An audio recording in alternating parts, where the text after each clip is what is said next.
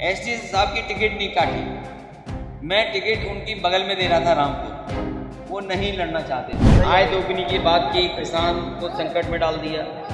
नौजवान को हर साल 2 करोड़ नौकरी देंगे, नौजवानों की नौकरी छीन ली। हर परीक्षा लीक हो गई। इलेक्ट्रल बॉन्ड में जितना पैसा वसूला गया है उसका जवाब भारतीय जनता पार्टी के पास नहीं है। तो ये जो क्षत्रिय समाज के साथ भेदभाव हुआ है और हर स्तर पर भेदभाव हुआ है, हमें खुशी है कि वो अपने सम्मान के लिए आगे आए हैं और भारतीय जनता पार्टी को सबक सिखाना चाहते हैं। सबसे पहले नीतीश ने अपने मैनिफेस्टो में बोला है कि सीए और एनआरसी को वो खत्म कर देंगे। देखिए, देश की जनता भारतीय जनता पार्टी को हटाना चाहती है और जिस तरह का माहौल नजर आ रहा है, चाहे वो किसान के सवाल पर हो, आय दोगुनी की बात की, किसान को संकट में डाल दिया। नौजवान को हर साल 2 करोड़ नौकरी देंगे, नौजवानों की नौकरी छीन ली। हर परीक्षा लीक हो गई। इलेक्ट्रल बॉन्ड में जितना पैसा वसूला गया है उसका जवाब भारतीय जनता पार्टी के पास नहीं है। और जो पैसा लूटा है उसी की वजह से आज महंगाई है। ये मुनाफा कमाने दे रहे हैं। जब किसी को मुनाफा ज़्यादा कमाने देंगे तो महंगाई तो आ ही जाएगी। जहाँ तक सवाल हमारा संविधान का है, संविधान को बचाने के लिए सब दल एक हैं और संविधान हमारा अधिकार देता है कि सबको सम्मान मिले, सबको बराबर की नज़र से देखा जाए। जो मसला आपने कहा है वो जानबूझ करके भारतीय जनता पार्टी इस सवाल को बहस में रखना चाहती है, जिससे और मुद्दों पर बहस न हो। सर मैनपुरी में बसपा ने यादव प्रत्याशी उतार दिया कुशवाहा की जगह, यानी कि यादव वोटों को काटने। और मुझे पता है, आपको ये भी पता होगा कि जिस प्रत्याशी की उन्होंने टिकट काटी वो प्रत्याशी समाजवादी पार्टी के समर्थन में उसी समय आ गया, और जो बीएसपी की टिकट मिली है जिसको, वो बीजेपी ने दिलवाई है। और मैं आपसे कहूँगा कि पत्रकार साथी, क्योंकि लखनऊ में भी आपके पत्रकार परिचित होंगे, मित्र होंगे, उनसे जानकारी हासिल करना कि किन मंत्रियों के घर पर बैठ करके क्या क्या सौदा होता था। चुनाव प्रचार आज खत्म हो रहा है। देखिए, हमें कमी तो खल रही है और कानूनी दावपेच में वो फंसे हुए हैं। मुझे उम्मीद है कि न्यायालय से उन्हें न्याय मिलेगा। और जहाँ तक एसटी साहब का सवाल है, एसटी साहब की टिकट नहीं काटी।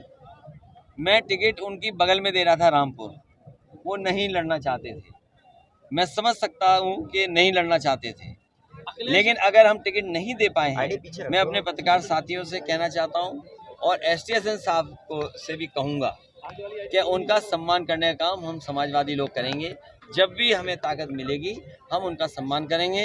वो इस समय पर रुचि वीरा जी का, इंडिया गठबंधन का और समाजवादी पार्टी के प्रत्याशियों की मदद। पहले चरण में क्या इंडिया गठबंधन की आंधी है? पहले चरण में ही सफाया बीजेपी का दिखाई दे रहा है। जिस तरीके से किसान और हर वर्ग के लोग मुजफ्फरनगर, कैराना, सहारनपुर, बिजनौर, नगीना, मुरादाबाद, रामपुर में समर्थन दिखाई दे रहा है, इस बार बदलाव होगा और भारतीय जनता पार्टी का सफाया होना निश्चित। क्षत्रिय समाज विरोध कर रहा है भाजपा का, क्या कहना चाहेंगे? ये इसलिए भी कर रहा है कि उनको भी अपमानित किया।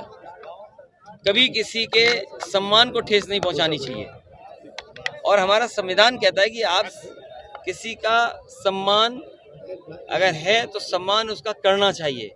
क्या किसी की पगड़ी को आप उखाड़ देंगे, फेंक देंगे? तो ये जो क्षत्रिय समाज के साथ भेदभाव हुआ है और हर स्तर पर भेदभाव हुआ है, हमें खुशी है कि वो अपने सम्मान के लिए आगे आए हैं और भारतीय जनता पार्टी को सबक सिखाना चाहते हैं। बसपा ने कई जगह मुस्लिम प्रत्याशी उतार दिए। ये बीएसपी की स्ट्रेटेजी पहली बार नहीं हुई है। अरे यूसुफ अंसारी साहब से अच्छा कौन समझेगा? ये दोनों बार यही बीएसपी की वजह से हार गए। और मैं आपसे कहूँगा 45 सीटें ऐसी थीं जो पिछली बार अगर हम समझा ले जाते, हमारा बातचीत का मैनेजमेंट अच्छा होता तो हमारी 45 सीटें और बढ़ गई होती। कितनी सीट आ रही है? इस बार ऐतिहासिक रिजल्ट आएगा। एक जगह लड़ाई है, वरना सब गठबंधन सीटें जीत रहा है। अखिलेश जी, एक सवाल यह है कि अमेठी से अभी तक कोई भी प्रत्याशी इंडिया गठबंधन का नहीं दिया गया है, क्या कोई परेशानी सामने आ रही है वहाँ पर? क्या नॉमिनेशन से पहले ही आपको बता दें? जब नॉमिनेशन होगा तो आपको प्रत्याशी पता लग जाएगा। इसके अलावा तौकीर रजा ने आपको लेकर के कहा है कि जो सपा है वो मुसलमानों की हितैषी नहीं है, और ऐसे में जो है सपा को वोट देने से अच्छा है कि बीजेपी को वोट दे दे, जो यादवों के नहीं हुए तो वो मुसलमानों के क्या होंगे? ये जो भाषा आखिरी में बोली है आपने, ये बीजेपी की भाषा है। ये जो आखिरी में 2 शब्द बोले हैं, ये हमारा कई कहना बात नहीं है, नहीं, मैं समझ रहा हूँ, कहना है ये। नहीं मैं समझ रहा हूँ जिनके बारे में आप कह रहे हैं, तो कभी कभी भारतीय जनता पार्टी सामने से लड़ाती है किसी को, कभी कभी भारतीय जनता पार्टी पीछे से हाथ मिलाती है, कभी कभी भारतीय जनता पार्टी कुछ लोगों को लिख के देती है कि यही बोलना है जाकर। सर, जयंत चौधरी ने कहा कि वो इलेक्ट्रॉल बॉन्ड जो है उसके नाम पे उगाही सब सरकारें करती हैं, चाहे राज्य सरकार हो।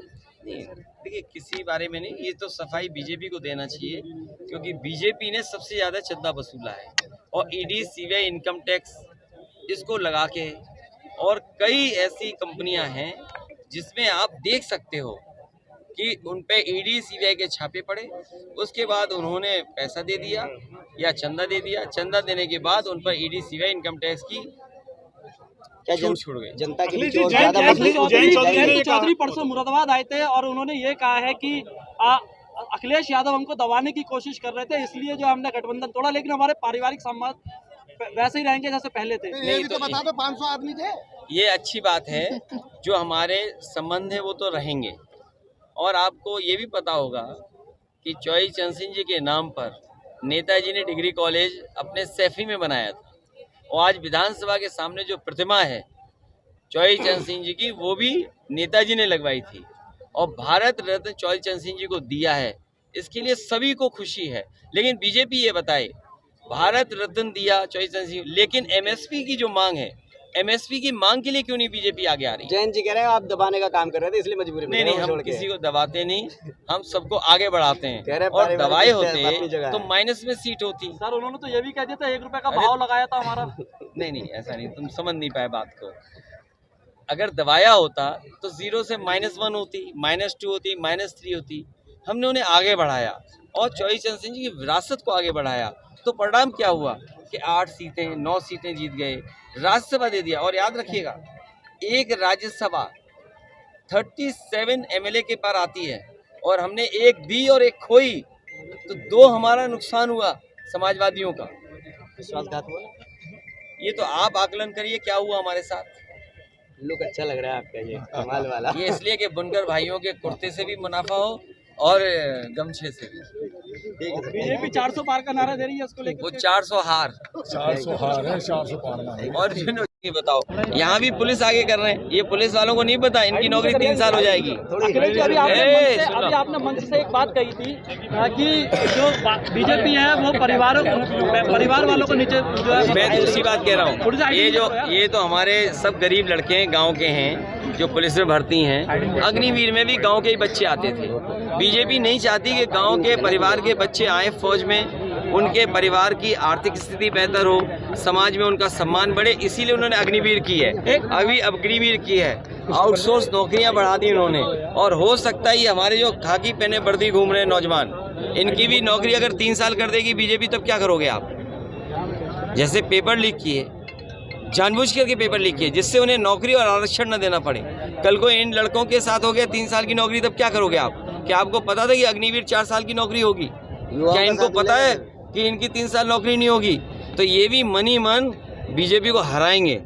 अखिलेश जी, एक छोटा सा बस सवाल ये है हमारा कि अभी आपने मंच से बीजेपी की तरफ से जो वोट देने की मतलब जो टिकट देने की बात करी, वो परिवार वालों को ज़्यादातर देने की बात करी, लेकिन वो आपके ऊपर परिवारवाद का आरोप लगा रहे हैं कि आप टिकट सबको दे रहे हैं। मैं ये कहना चाहता हूँ कि आज के दिन बीजेपी संकल्प ले कि किसी भी परिवार वाले को वो टिकट नहीं देंगे, और किसी भी परिवार वाले से वोट मांगने नहीं जाएंगे। ये बात समझो। ठीक है सर, थैंक यू। हमसे जुड़े रहने के लिए हमारे YouTube चैनल को सब्सक्राइब करें और नई वीडियो की नोटिफिकेशन के लिए बेल आइकॉन को दबाएं। अगर आप ये वीडियो Facebook पर देख रहे हैं तो लाइक जरूर करें और ज्यादा से ज्यादा शेयर करें। धन्यवाद।